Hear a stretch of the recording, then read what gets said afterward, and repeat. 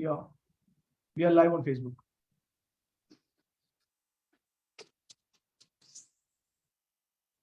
Okay. Okay.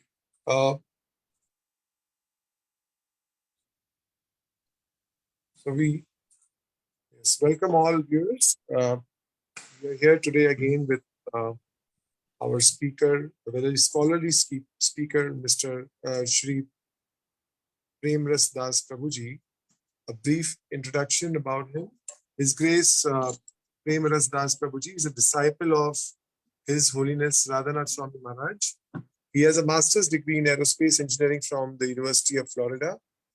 He got connected to ISKCON Game, where he shared the knowledge, of Gita. Later, he moved to Mumbai and got connected to ISKCON Chapati. He has been ardently practicing bhakti for about 15 years. He is a very scholarly devotee who regularly reads Srila Prabhupada's books and those by other Gaudiya Vaishnava Acharyas. Prabhuji conducts online classes to systematically educate and guide devotees in the path of bhakti. He has delivered lectures on Nectar of Instructions, Nectar of Devotion, Bhagavad Gita, Chaitanya Charitamrita, and numerous festival classes, just like we are having one today. He has the unique distinction of being among the world's top 3 Srimad Bhagavatam distributors in the last 6 years. He's very consistent in the mission of Srila Prabhupada. He has been guiding many devotees from different parts of the world, besides conducting his household duties. So apart from this, he's also a successful businessman and an author of the book that he's recently released by the title 20 plus must-know facts about Hinduism. So we welcome Prema Rāsa Dāsa Prabhuji to speak about today's topic being the Deliverance of Nalakuvara and Manigriva, which is from Srimad Bhagavatam, Canto 10. Which chapter, Prabhuji, we will be going to in the 10th canto? 10th chapter. 10th chapter. Okay, so we'll go to 10th chapter. Okay, so I'll share the screen now. Is that okay? Okay, thank you so much, Rajiv Gaurchandra Prabhuji, for having this session again. And we are continuing from the last year's Damodar Lila series. Last year we covered the commentaries of all the Acharyas on the verses of Mother Yashoda binding Lord Krishna. And this time we are going to cover the commentaries of the Acharyas on the pastime of Krishna delivering Nalakuvara and Manigriva. So this is from the 10th canto, 10th chapter. And what we'll be doing is, we'll be going through all the verses, basically the shlokas and the translations one by one. And for every shloka, I will be sharing commentaries of the Acharyas. It's not going to be all the commentaries of the Acharyas. I have selected only the most insightful, the most interesting commentaries. And because there are Acharyas who have given the same commentaries also. Like, for example, Jiva Goswami and Sanatana Goswami, they state the same thing again and again in multiple verses. So we are not going to go through each and every commentary of the Acharyas for each and every verse. What I'll be doing is I've basically compiled all the important commentaries. So it is not going to be each and every commentary of each and every Acharya, but the most important commentaries, the most insightful commentaries. Okay, so we can start from verse number 1, 10th canto, 10th chapter, first verse. And we can just go through the sloka and the translation. So should I do the recitation of the sloka, Prabhuji? Yeah. Okay, I'll do the Sanskrit recitation and then you will take over from there, right? Yeah, Sanskrit and the translation. And the translation. Okay, okay. So, Canto 10, Chapter 10, Shloka 1. Shri Rajavacha Kathyatam Bhagavan Etat तयो शापस्य कारणं यत्तद्विगर्हितं कर्म येन वा देवशेस्तमः. Translation: King Parikshit inquired from Shukra Goswami, O great and powerful saint, what was the cause of Nalakuveras and Manigrivas having been cursed by Narada Muni? What did they do that was so abominable that even Narada, the great sage, became angry at them? Kindly describe this to me. Okay. Om Ajnanatimirandasya Jnananjala Chakshurumritam Yena Tasmai Shri Guruve Namah. Jai Shri Krishna Chaitanya Prabhu Nityananda Shri Advait Gadadhara Shivasadi Gaur Bhakta Vrinda. Hare Krishna Krishna Krishna Hare Hare Hare Rama Rama Rama Hare Hare. Okay. So for the first verse, I would like to share the commentary of Sanatana Goswami and Vijay Dwar Tirth. And Sanatana Goswami mentions that so the deed of Nalakuvara and Manigriva was very contemptible in a specific way. It was so wrong that even talking about it seems wrong. So it might be even more vile than my contemptible act, the reason for the curse by the sage's son. Otherwise, it would be impossible for Devarshi, the topmost devotee of the Lord, to be angry. The curse of the sage was the result of my reprehensible act, but it turned out to be favored by associating with you. The same thing might have happened to them. You already know. So Sanatana Goswami is basically saying that the act actually was very contemptible, and because of that, the Narad Muni actually cursed us. So actually, one of the two out of one of the two, Nalakuvara and Manigriva. So one of them is speaking about this, and they are saying that he's saying that we are cursed because of this contemptible act. So what is that contemptible act, which we'll see later also. And then Vijay Dwartish, he says that the purpose of this chapter is to show that liberation from samsara comes only from Hari. So these are the two important commentaries for the first verse. If we can go next verse.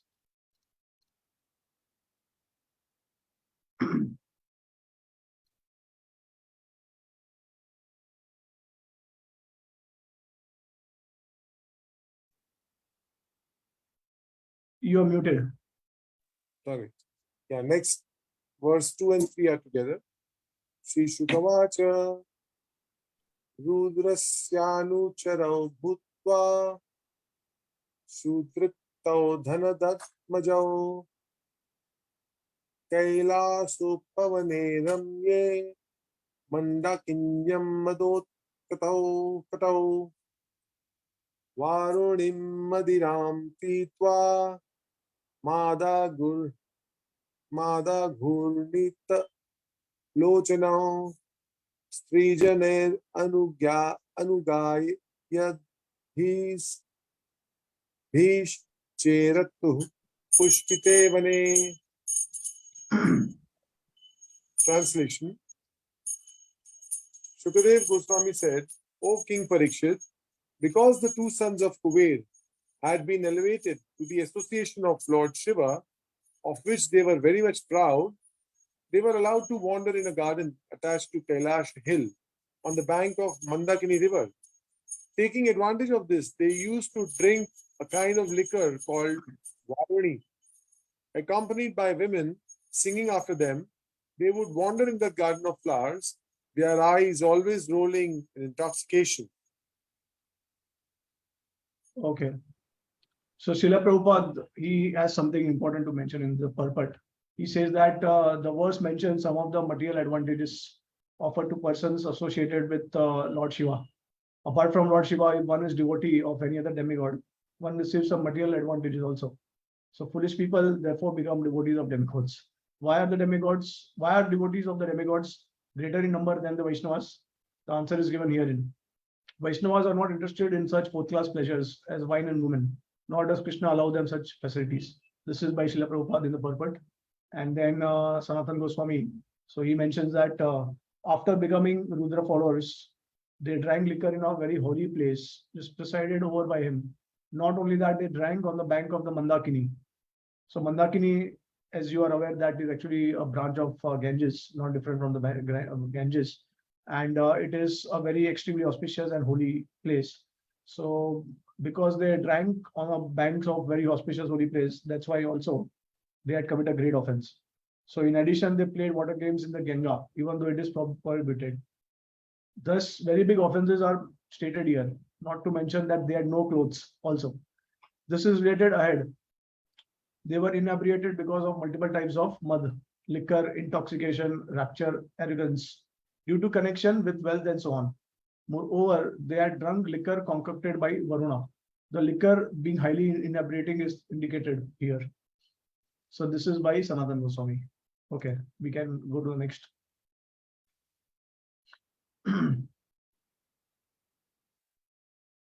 You're muted. Sorry. Antah, text 4. Antah pravishya gangayam ambhoja rajini chikridatur yuvati bhir gajava iva karenubhi. Translation.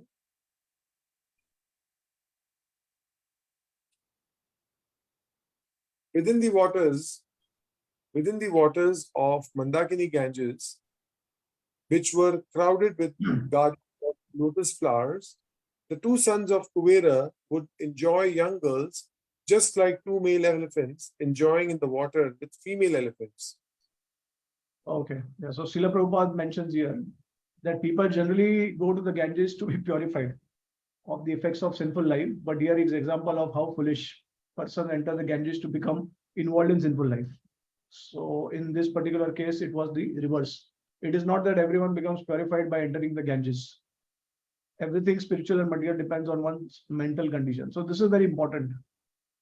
Generally, we hear that if we go to some holy place or we go to some dham, then we get purified, and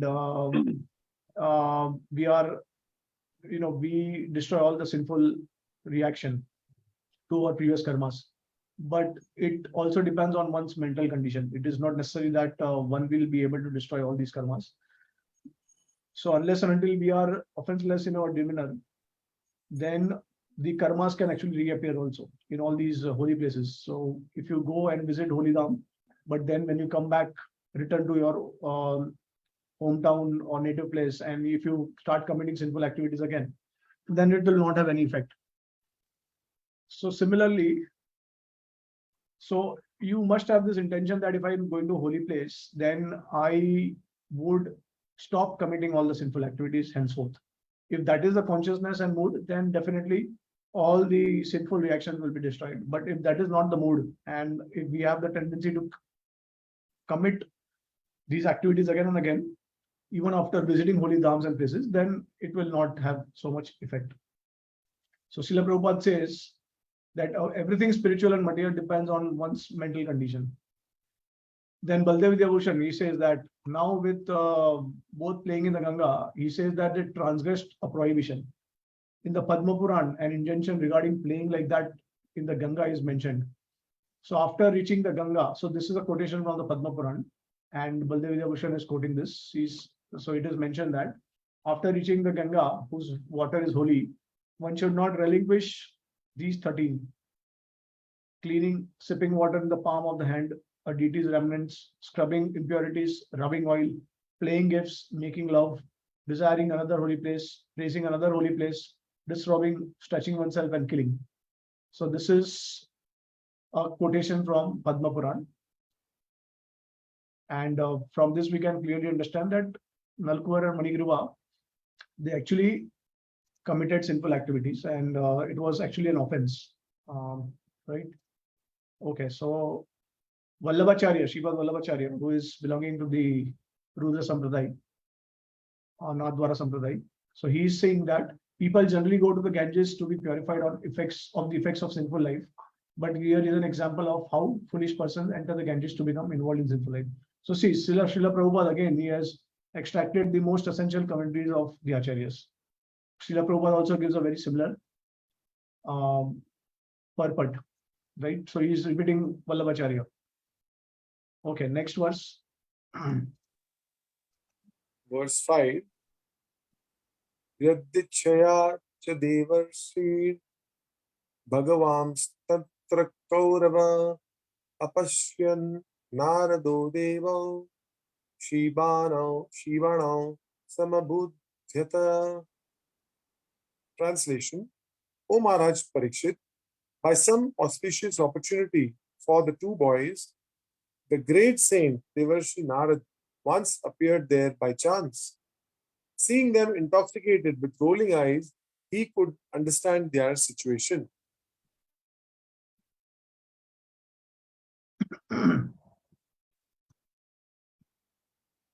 Okay.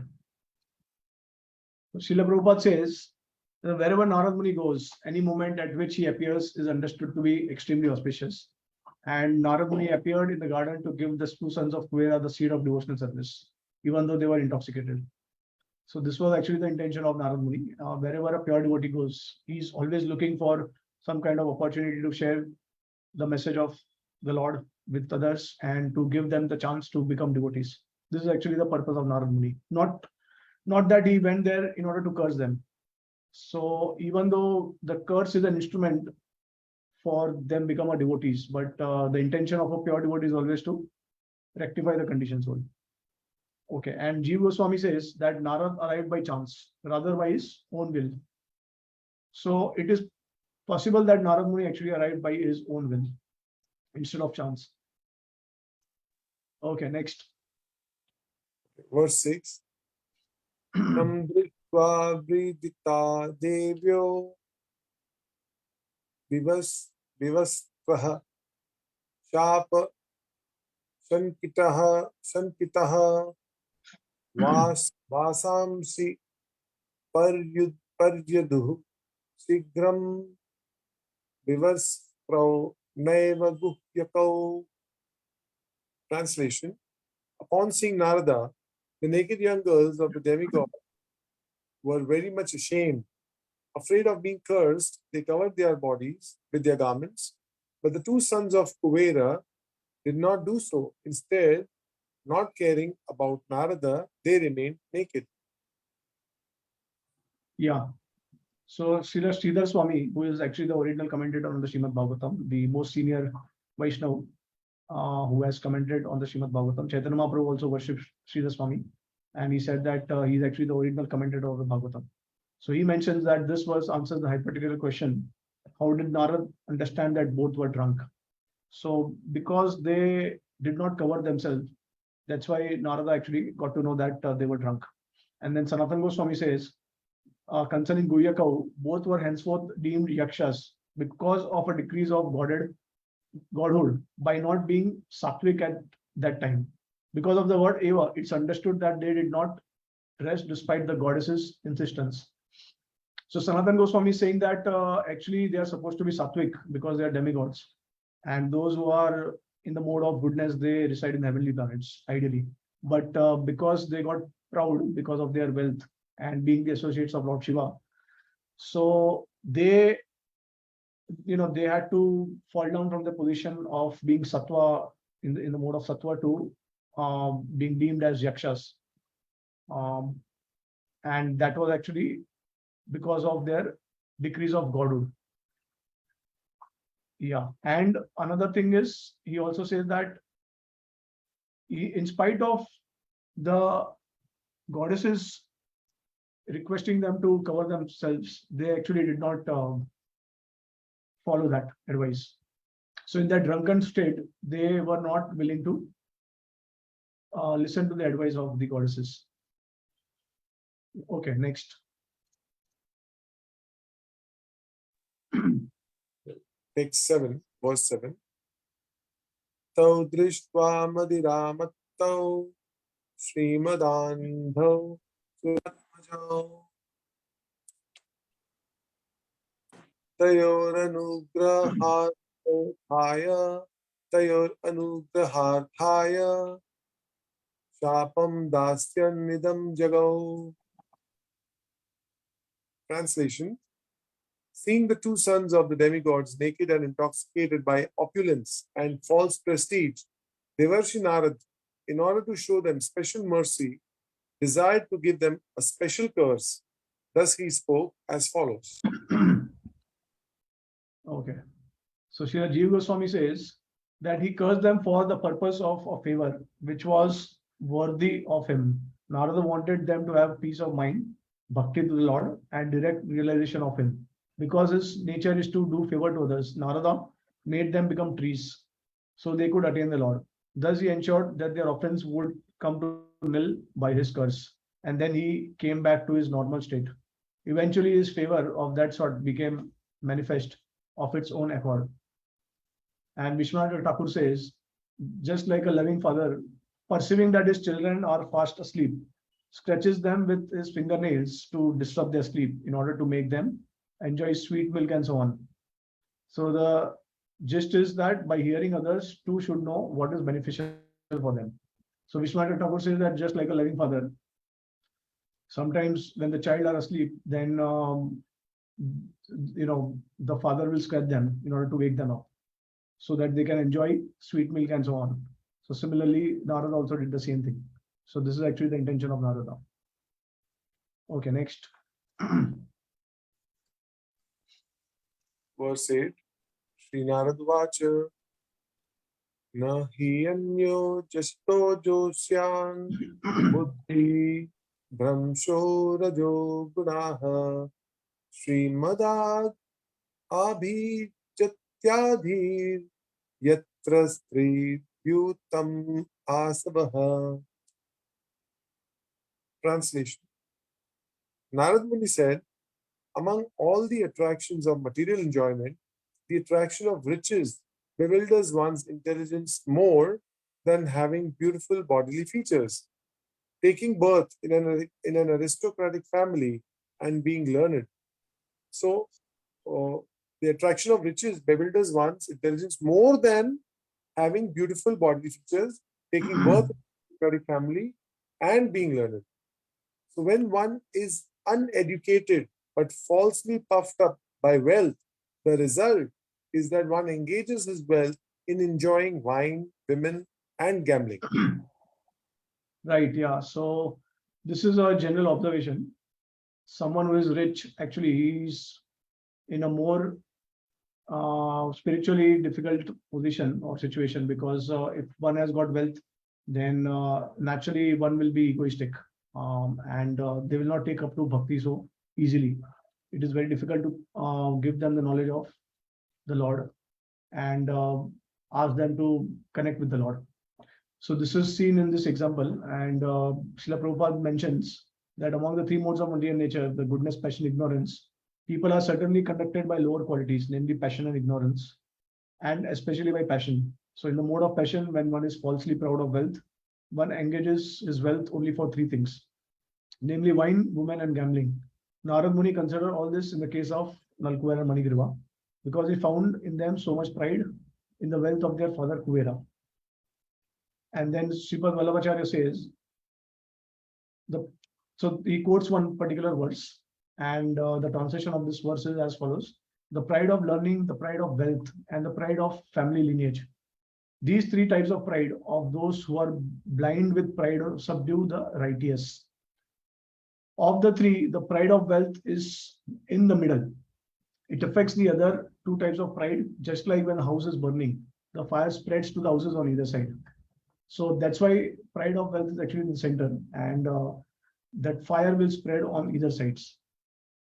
So again, reiterating the same point, that amongst different types of pride, the pride of wealth is actually the most dangerous. Okay.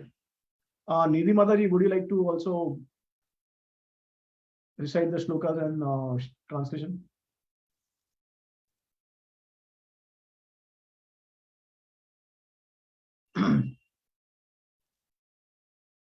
Hare Krishna, Nidhi Mataji.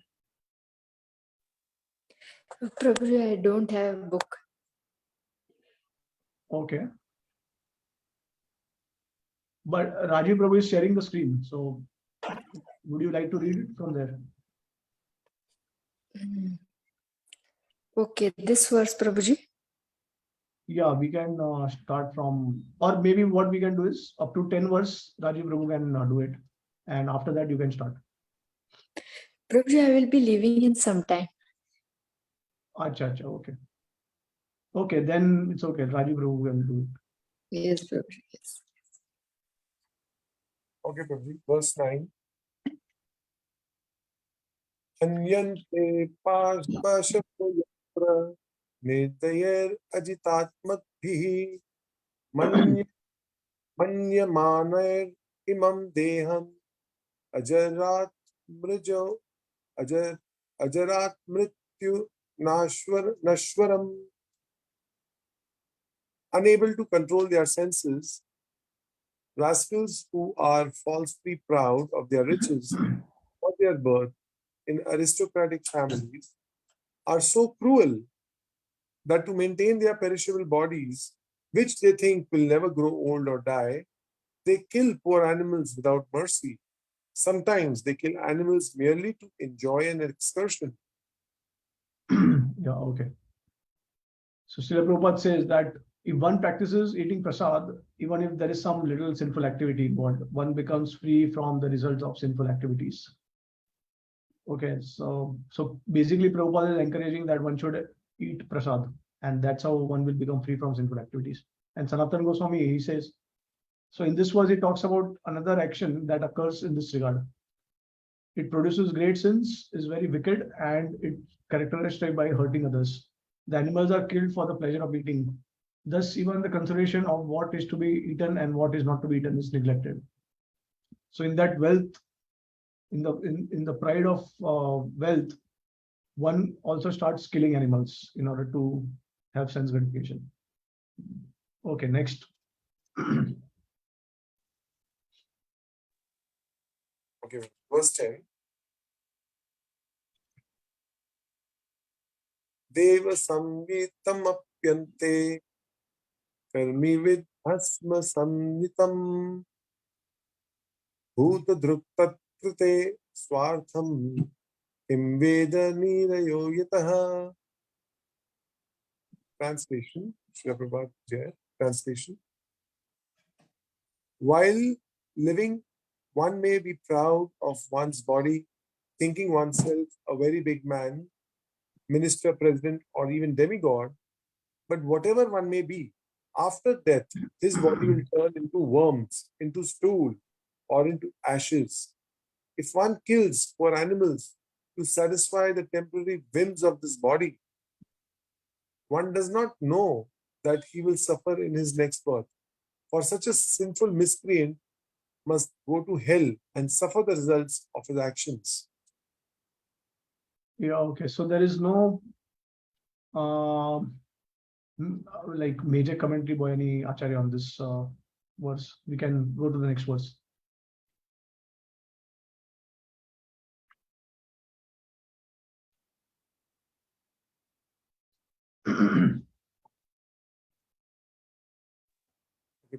Verse 11.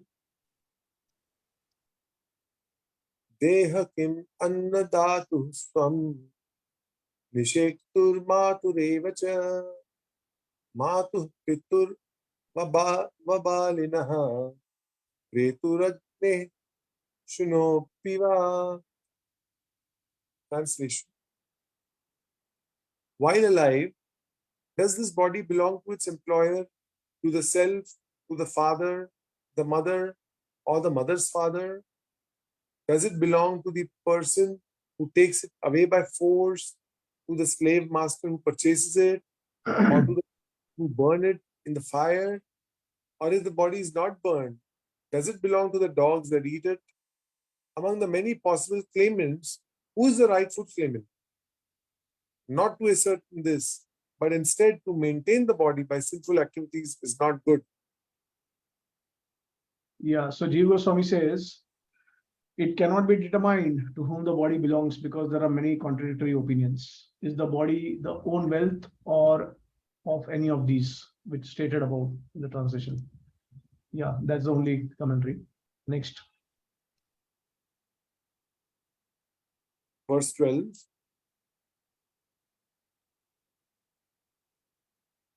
Evam sadharanam deham avyakta prabhavapyayam ko vidwan atmasat kritva antijantu riteshah.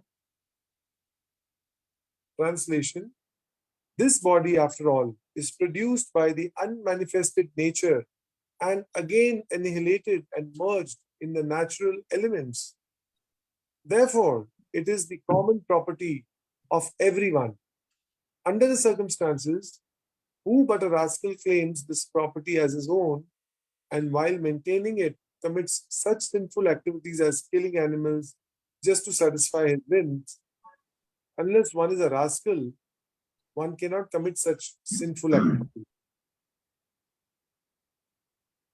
Okay, so Srila Bhakti Siddhanta Saraswati Thakur, he says, other than bad people, which Pandit considers the body which is common to all, meaning it is enjoyed under everyone's authority and has an origination from Prakriti and a dissolution in it according to the sequence in the previous verse, as his or herself, and kills living beings for its sake. Okay, next.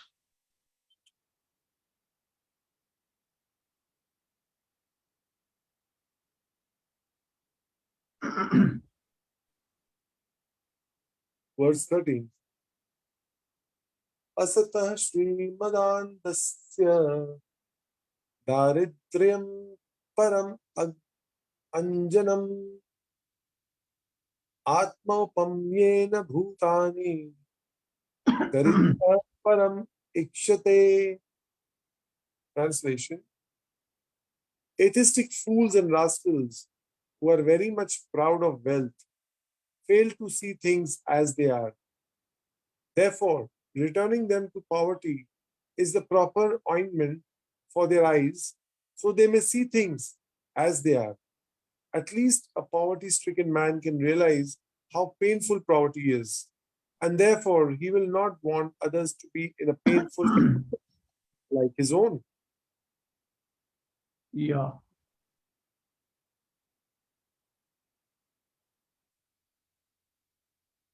So Srila Prabhupada, he mentions that Narad Muni wanted to bring Nalakuvara and Manigriva to the platform of devotional service through poverty, and thus he cursed them.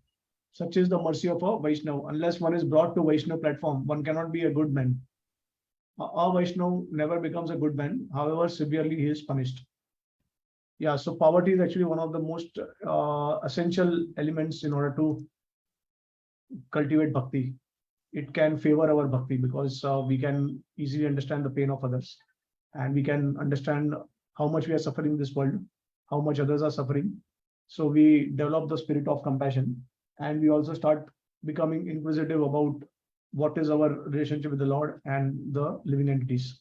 So that way one can become favorable towards bhakti. Okay, next. Verse 14. Yatha kantaka vidhango janturnechati tam yatham jiva samyam gato linge natatha vidha kantakah. Translation: by seeing their faces, one whose body has been pricked by pins can understand the pain of others who are pinpricked. Realizing that this pain is the same for everyone, he does not want others to suffer in this way. But one who has never been pricked by pins cannot understand this pain. Yeah. So again, Srila Prabhupada says that if one has killed an animal, one must kill one must himself be killed by that same animal. This is called mamsa. Mam means me and sa means he. As I am eating an animal, that animal will also have the opportunity to eat me. In every state, therefore, it is ordinarily the custom that if a person commits murder, he is hanged. So the reason a person is actually awarded punishment is because so that he can get rid of his sinful activities. It is not a matter of taking revenge, but for the benefit of the person. So this is what Srila Prabhupada is indicating here. Next. Verse 15. Daridro niraham stambho mukta sarva made iha kritaram yadrachaya pnoti tadhitasya param tapah. Translation: a poverty-stricken man must automatically undergo austerities and penances because he does not have the wealth to possess anything. Prestige is vanquished. Always in need of food, shelter, and clothing, he must be satisfied with what is obtained by the mercy of Providence. Undergoing such compulsory austerities is good for him because this purifies him and completely frees him from false ego. Yeah. So again, Srila Prabhupada, he says, a saintly person voluntarily accepts a state of poverty just to become free from material false prestige. Many great kings, they left their princely standard of living and went to the forest to practice austerity according to Vedic culture, just to become purified. But if one cannot voluntarily accept such austerity, is put into a situation of poverty, he automatically must practice austerity. Austerity is good for everyone because it frees one from material conditions. Therefore, if one is very much proud of his material position, putting him into poverty is the best way to rectify his foolishness. When a person is poverty stricken, naturally his false pride in aristocracy, wealth, education, and beauty is smashed. Thus corrected, he is in the right position for liberation. And then Sridhar Swami, he says, in 4 verses, he is establishing that poverty is also liberation. So poverty becomes very favorable for liberation. That's what Sridhar Swami is saying. A poor person is okay. Yeah. So generally, you have a poor person, then the ego is not there. Like normally you'll find like that, but otherwise a pride person who has wealth, so he'll not be able to relinquish his ego. So they are not so favorable for bhakti. And then Vallabhacharya says the absence of ego is actually the cause of liberation also. The word stamba, a pillar, stiffness, is said for the sake of rejecting the meaning of aham as atma. The ego becomes a very firm house of ignorance only with a pillar. So like a stamba, the ego is actually fixed, and because of that, it's an obstacle for cultivating the practice of bhakti. Okay. Any comments or questions till now?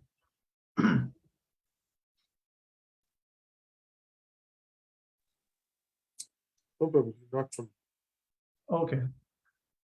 So let's continue.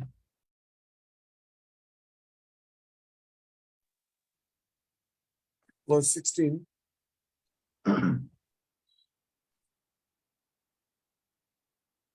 Sorry, have we done Yeah, 16. 16 years?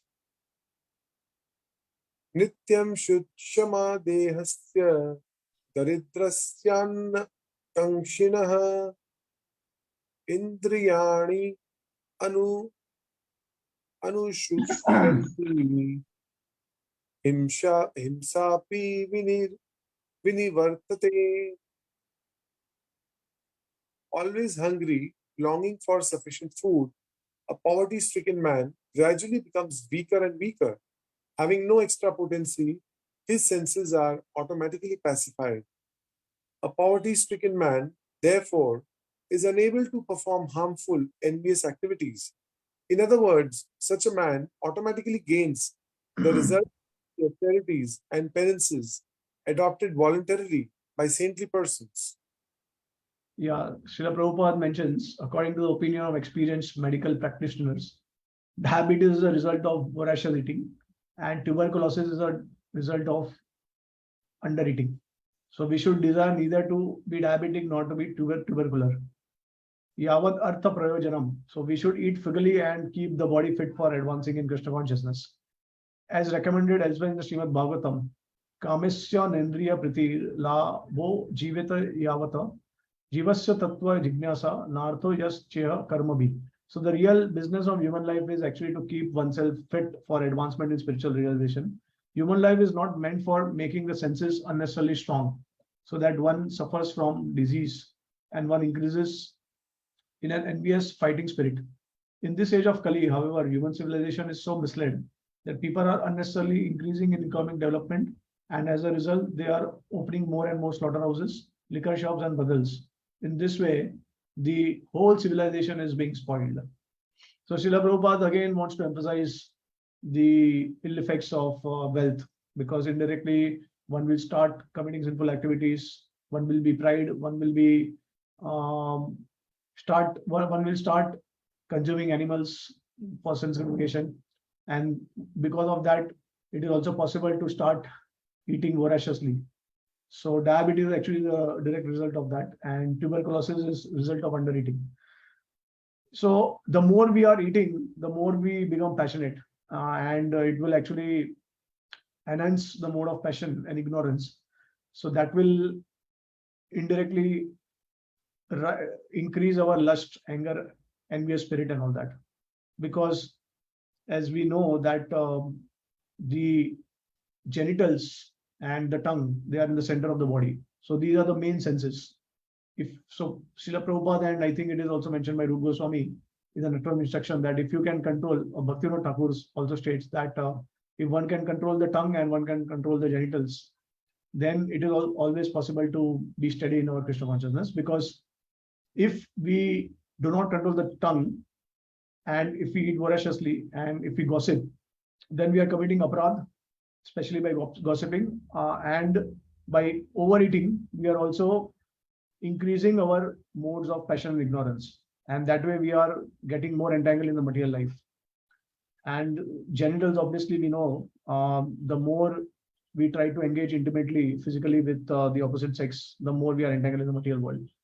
So the best remedy to control the tongue and to control the genitals is to, so it is actually also mentioned that the genitals are directly controlled by the tongue. If one can control the tongue is actually responsible for controlling the senses. It's the main sense in order to control all the other senses. So if tongue is controlled, then all other senses can be controlled. So our Acharyas, they say that tongue can be controlled by chanting Hare Krishna and by eating prasada. So here previously also you'll see that Prabhupada says one should eat prasad in order to destroy one's sinful activities or the reaction to the sinful activities. And here Prabhupada also says that one should eat whatever is required to keep the body fit for advancing in Krishna consciousness. So these things are connected. Because of wealth, you get pride, and because of pride, you start committing sinful activities, and you start overeating, and then you fall down in the material platform. Jiva Goswami mentions, so all in all, one loses control of the senses because of the pride of being rich. Then hatred and violence follows. Whereas when poverty, the opposite of that pride, takes place, one controls the senses, and thereby one no longer feels hatred and so on. It is also generally observed when we have money, then we want to spend that money. We don't want to restrict or control it. So when we have money, then we also would like to keep eating. So wherever we go, wherever we travel, if we smell something which is very tasty, delicious, then we have a tendency to go and eat it immediately. We don't think about money also, whether it is expensive or not. So that is a general tendency which is observed. And this is what Srila Prabhupada is actually bringing out. So yeah, it's all because of the pride of wealth. Okay, next. Okay, Prabhuji. Next verse 17. Daridrasyeva yujyante sadhavaha samadarshinaha sabdi shinoti tam tarsham tata arad vishuddhyati. Translation: saintly persons may freely associate with those who are poverty-stricken, but not with those who are rich. A poverty-stricken man, by association with saintly persons, very soon becomes uninterested in material desires, and the dirty things within the core of the heart are cleansed away. Yes, Srila Prabhupada says, because Narad Muni in his previous life was also poverty-stricken son of a maid servant. He got the association of saintly persons and later became the exalted Narad Muni. This was his actual experience. So Narad Muni, by his own experience, is actually saying and sharing that I was also poverty-stricken in the previous life, and because of that, I got opportunity to serve the Mahabhagavats, and that's how I became a devotee and I attained perfection. So therefore, he is now comparing the position of a poor man with that of a rich man. Srila Vishwanath Thakur says, so the drift is that I myself, who am getting too close to these two, am the proof of this. Moreover, only due to the glory of associating with transcendentalists and indigent himself makes that thirst weak. Since the nectar of bhakti has the nature of dispelling the thirst of one who has received their mercy. So consequently, regarding what was said previously, whatever difficulty he encounters by destiny, such a difficulty is accidental. It is not produced from karma because it is not accepted that the devotee has karma. Okay, so I wanted to share some important points on these commentaries. The first thing is that now here it is, the rich people, they are criticized because they are not able to take bhakti. But you'll see that in the Bhagavad Gita, it is mentioned that those who are not able to finish their previous lives and finish, like, means perfecting their Krishna consciousness in the past life. So they take birth in the aristocratic family and as well as a Brahmana family, right? We know that Bhagavad Gita, Krishna himself says that. So then it seems to be a contradiction, because here we are criticizing rich people by saying that they cannot become favorable to bhakti. And at the same time, it is also said that one is not able to complete, then he can take birth in a family of a rich person. So now we have to understand in the context that when it is mentioned about taking birth in a family of a rich family, rich person, it basically means the parents are devotees, they are favorable to Krishna consciousness, to bhakti, and they are able to give all facilities to their dependents so that they can advance in their spiritual life. They can they can complete their Krishna consciousness in this life itself. So they don't have any kind of hindrances. For example, if you take birth in a poor family, then one has to struggle because one has to start with education. After finishing education, one has to work.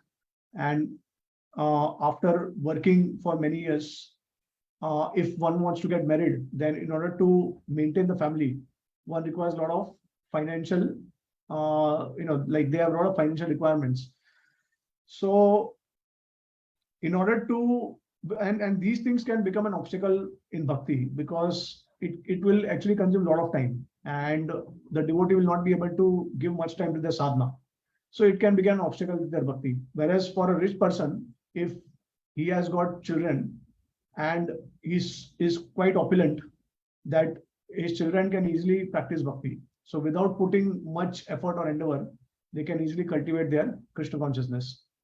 And they will not be so much worried or anxious about their future, right? So this is the advantage of being rich. That's why in an opulent family, now it has to be, although it is mentioned opulent, but this opulence has to be favorable to Krishna consciousness. It cannot be that you take birth in a rich family and they are completely against your Krishna consciousness. So then there is no question of taking birth in a pious family. So they will take birth in Brahmanical family instead of taking birth in opulent family, right? So this is one thing. And Vishwanath Thakur talks about that devotees do not have any karma. Again, this has to be also understood in the context of the devotees who are offenseless in their demeanor, in their dealings. So if you offenselessly chant the holy name, then karmas are all destroyed. So although now Vishwanath Thakur says that unless and until a devotee commits aparadh, he is free from karma. So this has to be noted. Aparadh is very important. In bhakti, sinful activities are different from aparadh. Aparadh, if you commit, then the previously destroyed karmas can also reappear. But if you are free of any aparadh, then all the karmas are destroyed. Devotee does not have any karma. So whatever karma one devotee experiences, it is because of the Lord's arrangement.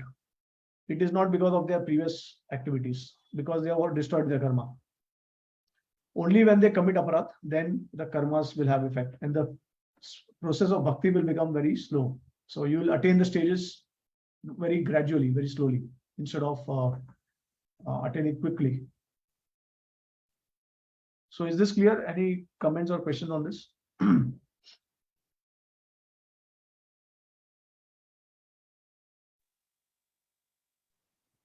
No, no. So Yeah, okay, let's move on.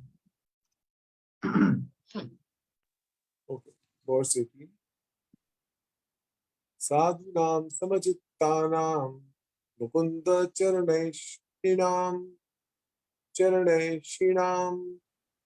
upekshye kim dhana sambir asadbhir asad ashraya. Translation. Saintly persons, that is sadhus, think of Krishna 24 hours a day. They have no other interest. Why should people neglect the association of such exalted spiritual personalities and try to associate with materialists, taking shelter of non-devotees, most of whom are proud and rich? Okay. Srila Vishwanath Thakur mentions that the sadhus cannot possibly connect with the rich people for whom wealth is a mental barrier. That is what he says here. Non-devotees are proud because of their wealth and do not render service to Vaishnavas. So the drift is the rich who are prideless and who have a mind to serve the Vaishnavas associate with the sadhus. So here I think whatever I shared earlier, same thing Vishwanath Thakur is saying, that if the opulent family, if they are pious, they are prideless, and if they want to serve Vaishnavas, then they actually um, can become favorable to bhakti. And similarly, someone who has not been able to perfect their Krishna consciousness, they can take birth in such a family. And Vallabhacharya mentions, because of wealth, they have almost become pillars, meaning they support the weight of the household. Yeah, okay. Next.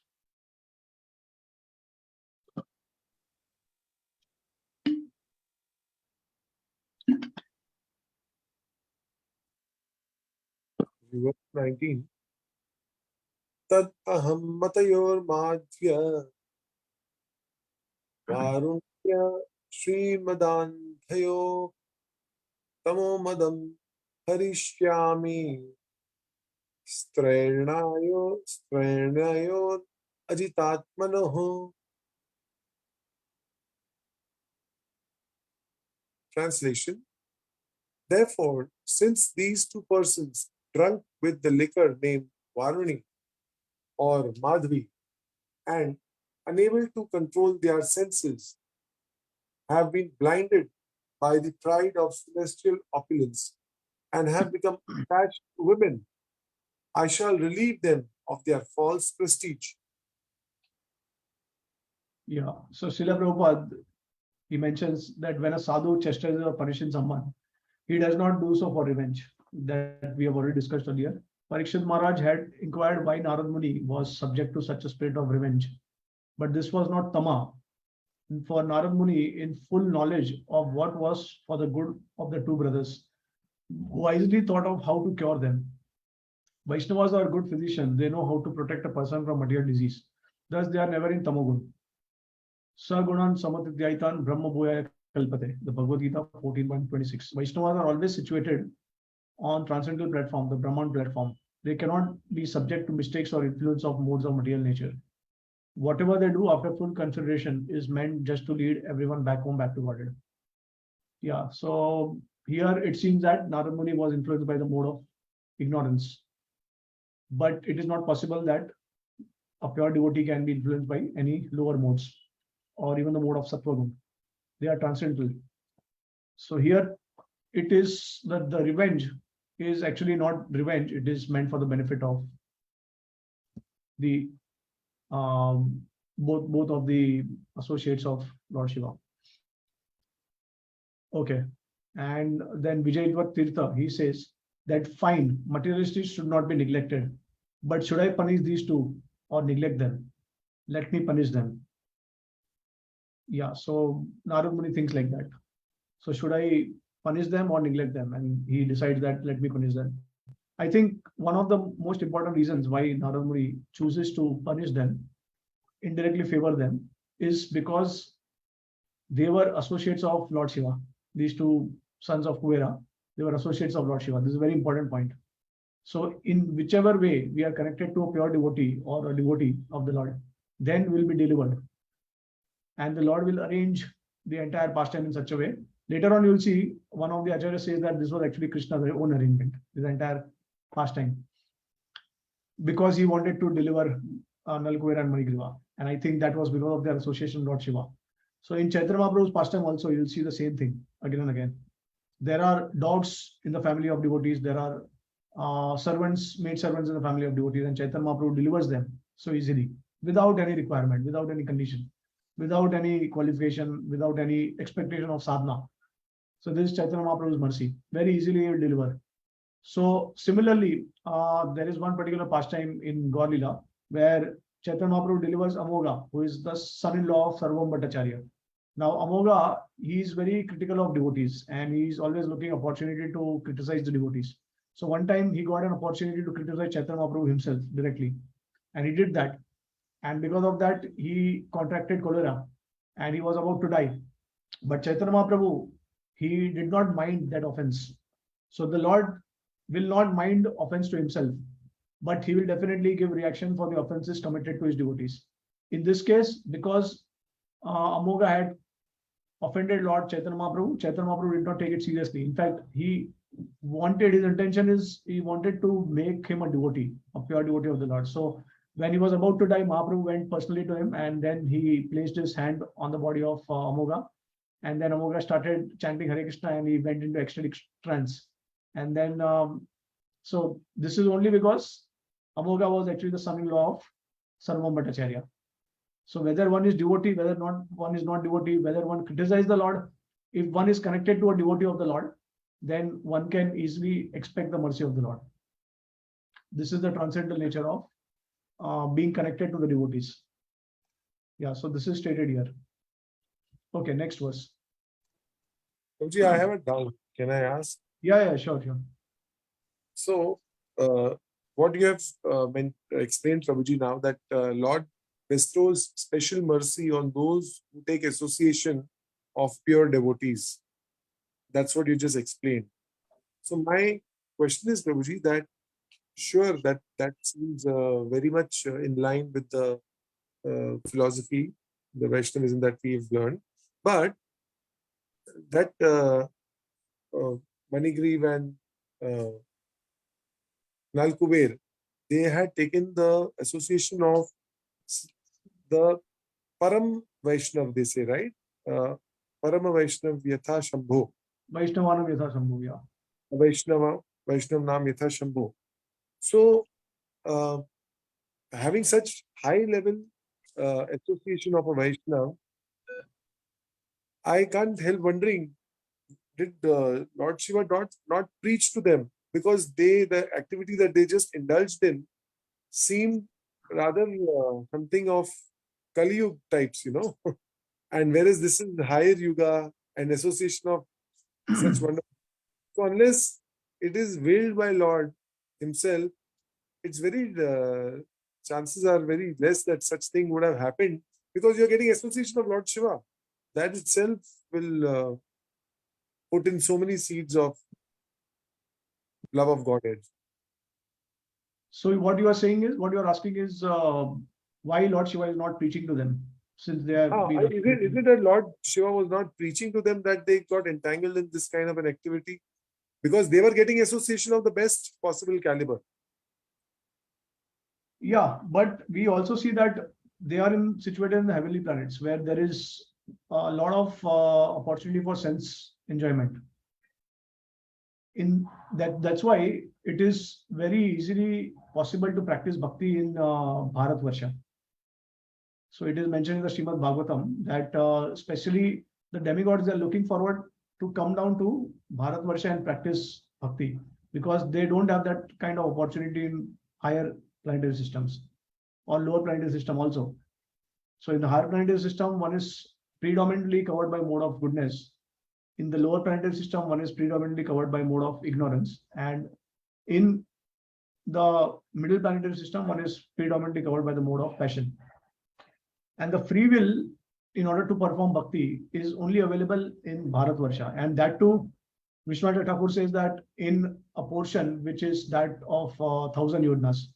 And that 1,000 yodna is basically our earthly planet in Bharat Khanda. So if you remember, the we have we had some seminars on Bhagavad cosmology, and there we had shown how there are different types of heavenly planets. There is the Divya Swarg, there is the Bhoma Swarg, and then there is the Bila Swarg.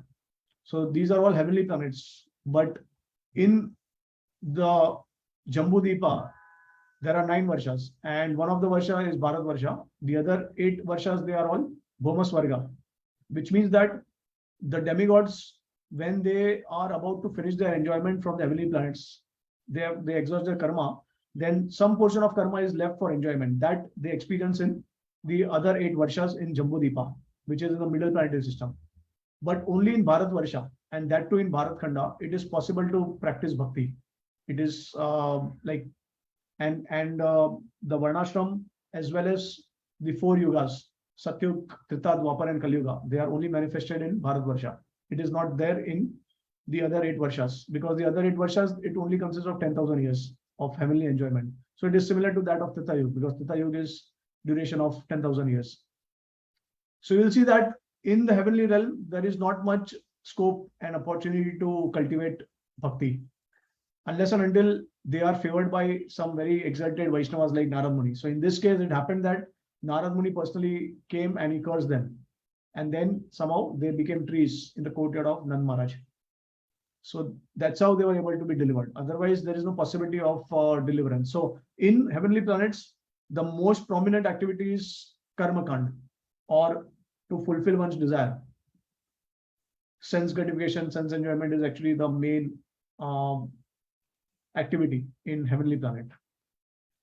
Okay, so that's why there's not much preaching there. Although Lord Shiva himself is a great Vaishnava, but like that, there are many others also, but they don't preach there, because the purpose of the heavenly planets is to focus on fruitive activity and karma kand. So if the preaching will only happen in Bharat Varsha, it is according to how it is designed by the Lord. Okay. Thank you. Yeah, but we can definitely conclude. So in spite of taking birth in heavenly planets or staying there for a lot of time, if one somehow gets in contact with a great devotee like Lord Shiva or Narad Muni or some other devotee, then one can expect that their bondage will be over very soon, because somehow they will be getting the mercy of some pure Vaishnava, and that's how their bondage will be destroyed.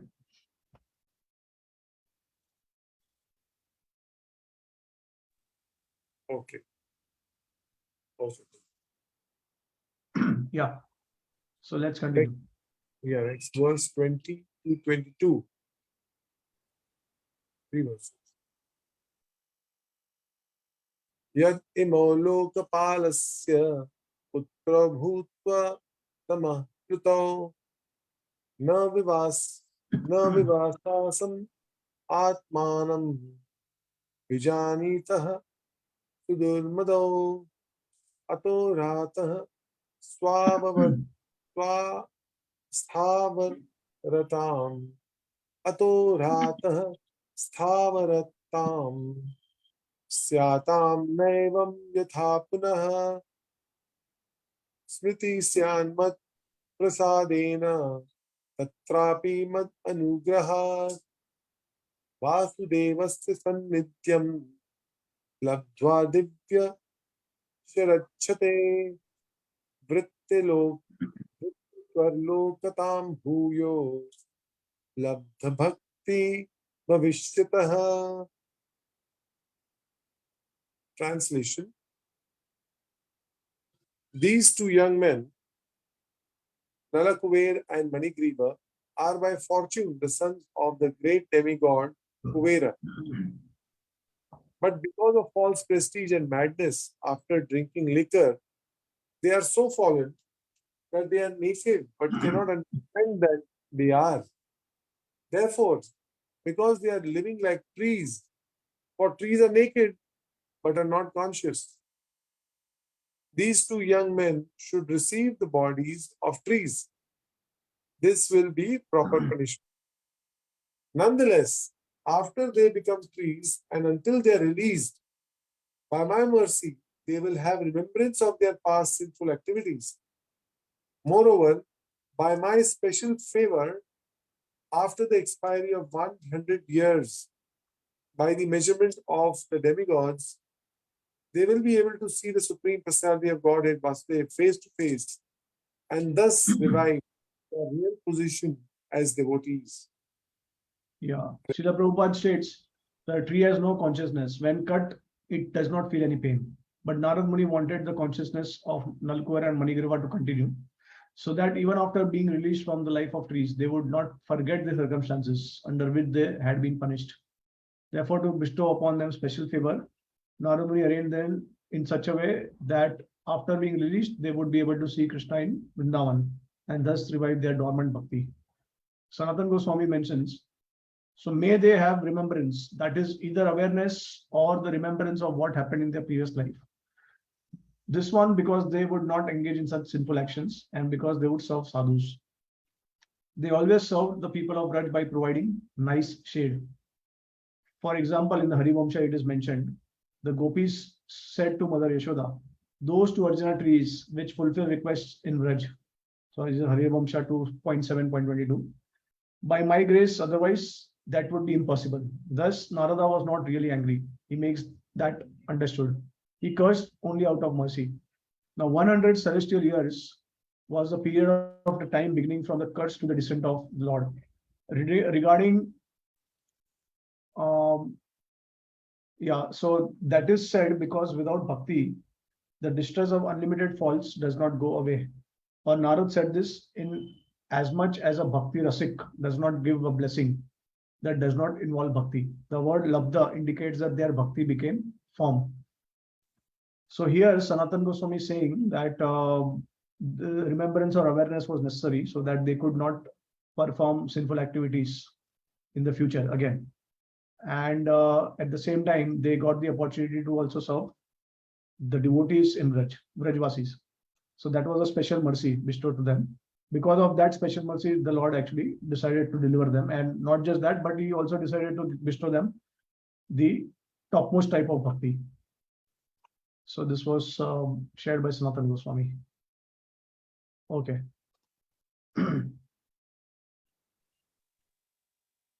Okay, verse 23. Shri Shukavata Evam Uktva Sadevarshi Gato Narayana Shramam Nalakuvara Manigriva Yamalarjuna. Translation. Shukadeva Goswami continued, having thus spoken, the great saint Devarshi Narad returned to his ashram, known as Narayana Ashram, and Nalakuver and Manigriva became twin Arjuna trees. Yeah, Srila Prabhupada also mentions one informative point. He says Arjuna trees are still found in many forests, and their skin is used by cardiologists to prepare medicine for heart trouble. This means that even though they are trees, they are disturbed when skinned for medical science. And Sanatana Goswami says, upon reflecting that his speech to be big offense because of cursing the followers of Sri Rudra, who is dear to the Lord, Narad went to Narayan's ashram in Narayan's abode, Badrikashram, Sri Vaikuntha Lok, to ask Narayan for forgiveness, or his motive was to request the perfection of what he uttered. Alternatively, he went to Badrikashram to request it to his own guru, an avatar of the Lord, because requesting that to Sri Bhagwan in person might be improper due to being a bold request. Or his reason was simply to see his guru on account of devotion and to inform him of this conduct. Yamala twin means they were produced together.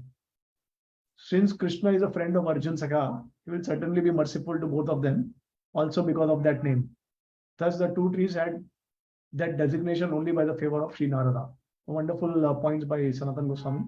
So first and foremost, he says that it is possible Narad Muni went to Narayana Ashram or Badrika Ashram in order to share his repentance with the Lord. And he felt that maybe he committed an offense by cursing two the two associates of Lord Shiva. So he was also a bit afraid because he dared to curse the associates of Lord Shiva, who is one of the greatest Vaishnava. So that is one of the reasons he went to Badrikashram. And then he also states several other reasons why he went there. To request his own guru, avatar of the Lord, because he felt that I cannot approach the Lord directly after this curse. So I have to approach my guru. And then another reason also he states that he just wanted to inform his guru, the Lord, about this particular pastime that happened. So these are a couple of reasons Sanatan Goswami is saying why Narad went to Badrikashram. And then very insightful point, he says that these are Yamalarjuna trees, and the reason they became Yamalarjuna trees is because somehow Krishna will see them and he will remember his friend Arjun. So again, that connection will be established with the devotee. So Arjun Saka. Now there is the cowherd boy in Braj who is called as Arjun Gopa. And then there's also Arjun of the Kshatriya in Dwarka. So by glancing at the trees, Yamalarjuna trees, Krishna will remember these friends of his. And that's how he will be compassionate automatically to bestow them mercy. So again, this was arrangement of Narad Muni. And Vallabhacharya says that Narad Muni went to Narayana Ashram to inform him and to atone for the fault of cursing. So see, this is also a very important point. We can understand that devotees, they don't curse out of ego or out of pride. They don't think that I can curse because I have that potency. And even if I curse someone, there will be no reaction to my curse. There will be no consequence of my curse. They always want to, even though they are not immoral in their activities or behavior, they will always feel that they have done something wrong. Similar is also the case with Yudhishthira Maharaj. So after the Mahabharata war, he personally started apologizing to all his seniors, and he took the entire responsibility upon himself for the war. So this is the nature of a pure Vaishnava. Pure Vaishnava always thinks that whatever immoral, so-called apparently immoral activities, if they have performed or they are doing, then they think that it is because of my own nature. So because of their humility. So similarly, Narada, he went to, and it's also a teaching for all the devotees or the sadhaka devotees, that if you want to curse someone, then you should also be repentant about it. Or if you commit some mistake, you should be repentant and you should apologize. So a similar pastime is also observed in case of the destruction of Yadus, right? We have discussed in detail about how the Yadu dynasty was destroyed. And same personality, Narad Muni had actually cursed Samba. So now the Acharyas mentioned that it is not possible for Narad Muni or any sage to curse the associates of the Lord. They are all expansions of the Lord, right? So it's not possible to curse the associates of the Lord. And no one has that potency, nor even Lord Shiva has that potency to curse any one of them, because they are directly associates of the Lord. So we understand that this was again a pastime of the Lord, where Narad Muni was used as an instrument in order to somehow orchestrate that the Yadu dynasty was destroyed. But Narad Muni himself was not capable of cursing them. So it only happened by the empowerment of the Supreme Lord, by his mercy. Otherwise, it was not possible. Okay.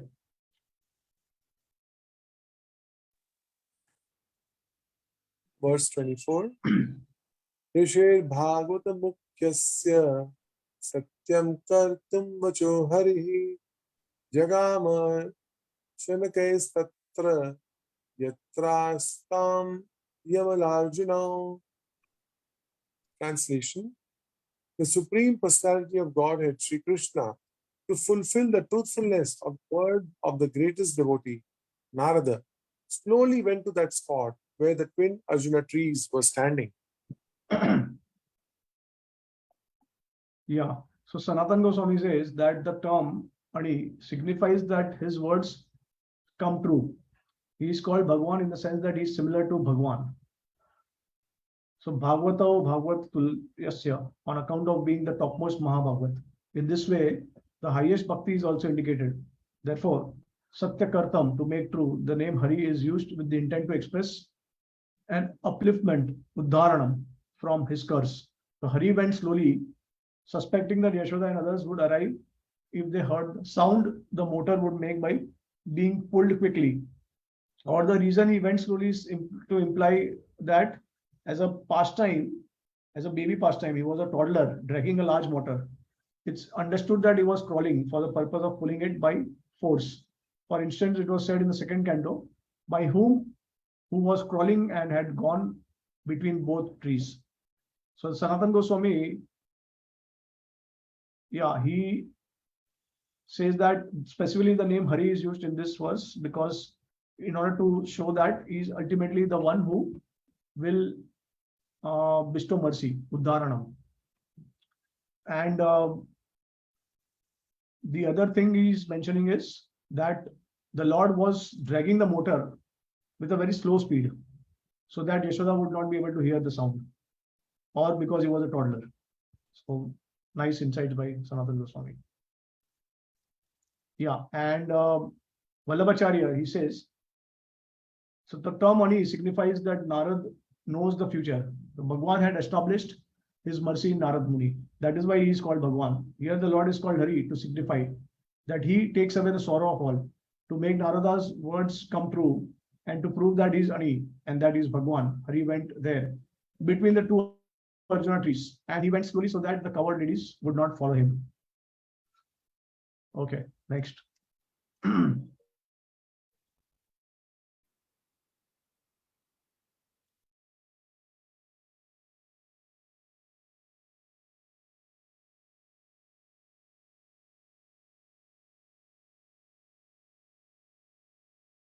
Okay, so yeah, you're continuing. Yeah. Verse 25, right? Yeah, 25.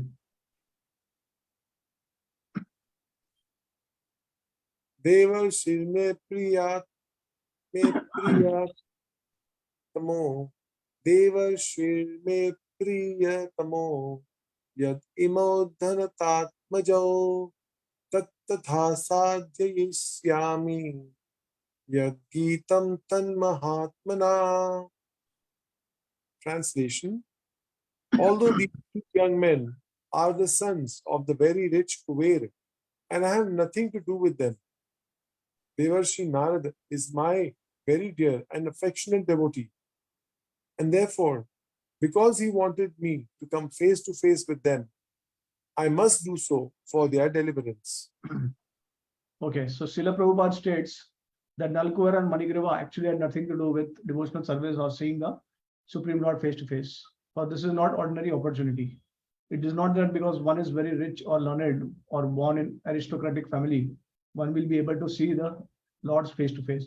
This is impossible. But in this case, because Narad Muni desired that Nalakuvara and Manigriva see Vasudev face to face, the Lord wanted to fulfill the words of his very dear devotee Narad Muni.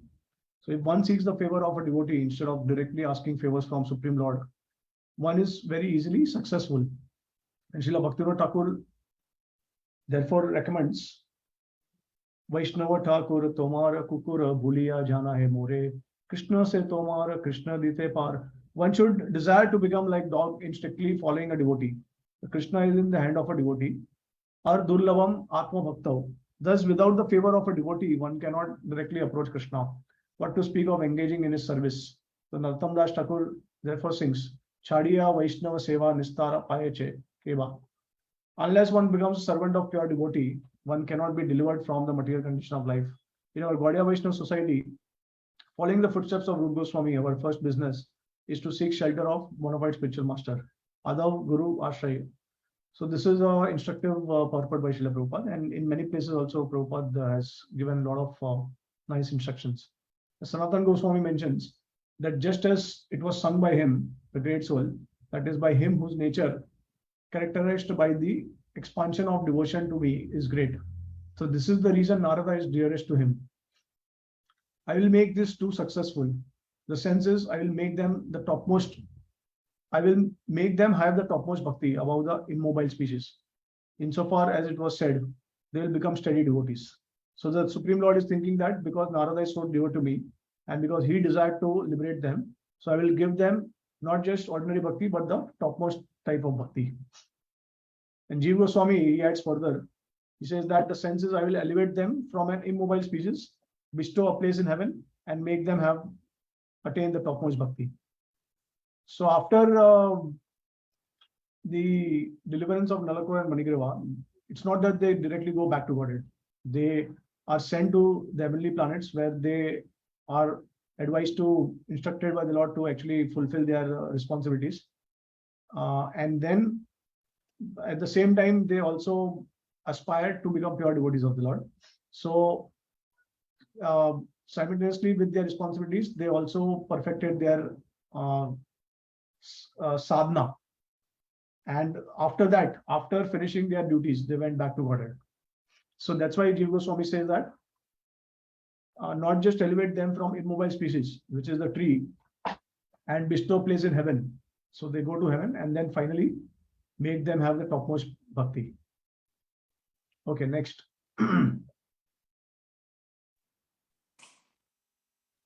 Verse 26. Iti antarinarjunyaho jayoho Krishnastu yamayoryayo Atma nirveshamait matrena Tiryagatam ulukhalam. Having thus spoken, translation, having thus spoken, Krishna soon entered between the two Arjuna trees, and thus the big mortar to which he was bound turned crosswise and stuck between them. Okay, so Sanatan Goswami mentions that iti means iti vicharya, after pondering thus. That is because of me, may these two who committed a very big offense obtain bhakti only by a connection with this amazing Balya Lila of mine. Their bhakti will nullify their sinful reaction of theirs. The mortar became horizontal in conformity with the Lord's intention. It is stated, it moved in such a way that it was horizontal. In the occasional reading, this word suggests that the mortar was as if conscious. That is due to connection with the Lord, or it's because even the things helpful for his games are a form of Satchidananda. So the rope is inferred to be that way.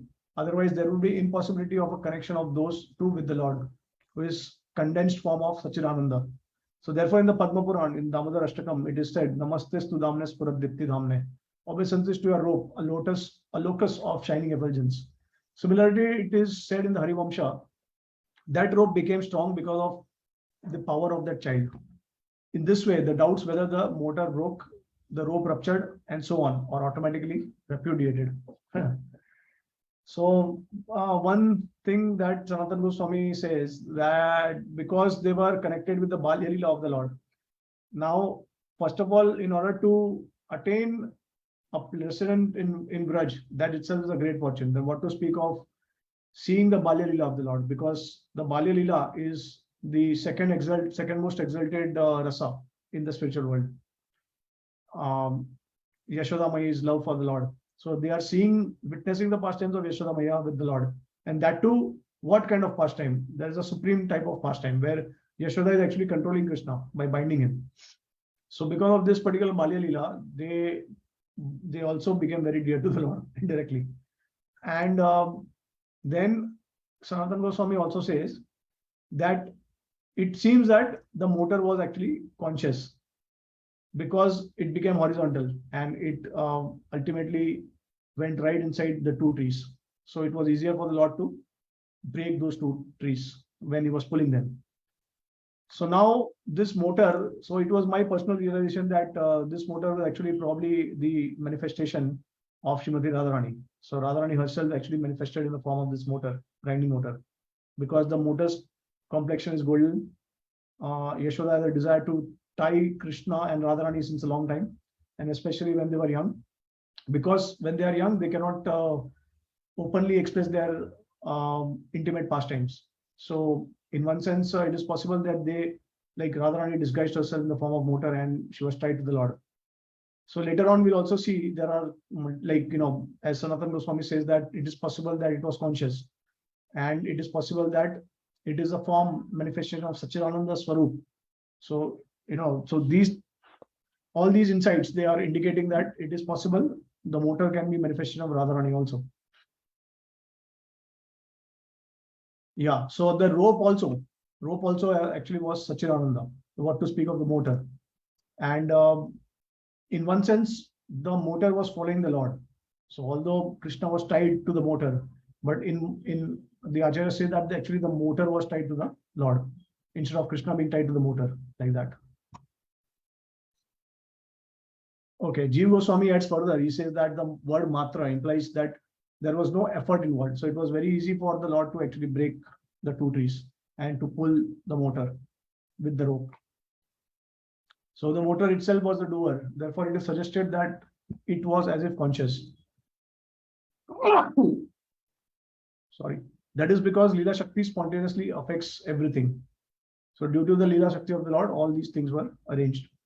And Sanatana Goswami also says that the rope was not ruptured and the motor also did not break. So all these were the transcendental arrangement of the Lord in his pastimes. Okay, so yeah, I think you have to leave now. Yes, Prabhuji, I have an engagement. So, Okay. Yeah, you have any comments or questions? no problem. I'm fine. Yeah, I was thinking of covering the entire chapter. Maybe I was thinking we can do it in 2 hours, but if you have to go, then we'll have to do it another time. So I think there are 43 verses in this chapter. We can cover next time. But now, since we are going, so we'll be coming back after on 10th November. So Karthik will be over. Tomorrow, is it possible to do it tomorrow also? We can finish off like what? So it will take just 1 hour. So then it will be like same time. We can do it early, around 5:30. I will check on the timing because Or whichever time you are comfortable, we can do it that time also. But 1 hour we can complete, right, Prabhuji?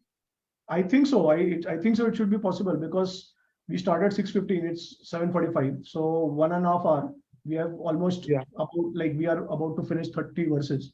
So I think quite possible. We can cover in 1 hour, 1 hour 15 minutes max to max. Okay. Yeah. So let's do it tomorrow also. Yeah. Okay. So tomorrow you let me know the timing tomorrow. Yes, sure. Okay. So anything you'd like to share, comment, or any question? No, Prabhuji, I'm just enjoying the Lila here. It's nice. Okay. So we have finished verse number 26 till now. So we'll continue from verse number 27 tomorrow. Yeah. Correct. Okay. Well, thank you so much. Hare Krishna. Okay, Prabhuji. Hare Krishna. Dandavat Pranam.